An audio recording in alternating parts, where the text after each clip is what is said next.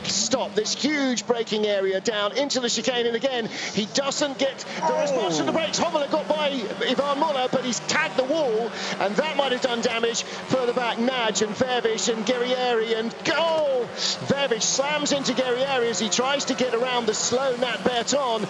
Now the Audis have been very prone to popping with the red highlights. And take a look again at the start. Well, very slow getaway from about 8th or 9th place. This is on board with Yann Erlaché.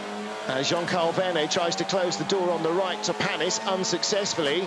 Erlaché tries to go and find a bit of space, doesn't. Oriola comes up inside him, and then the first time at the chicane, Shedden has to cut it, and Hommler got away with that, but further back, all sorts of dramas. Drive-through penalty for car number 22 rather, for causing a collision. Well, that's a bit brutal. It was either run into the back of the stationary car in front of him or try and find a gap which then closed.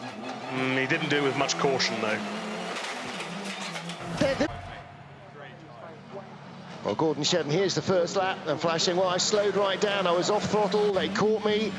Maybe he's not thinking so much of that one, but actually of the second chicane as well. Maybe it happened off camera, but it doesn't really, in any of our camera shots, it doesn't look like Gordon slows down. Maybe as you get around the next hander, the next right-hander, maybe Gordon really slowed down and let the pack catch up, but from what we can see, he just floors it out of the chicane. Yeah. Oh, big thump from behind there, and then that hit from Fredrik Vervish. Yeah.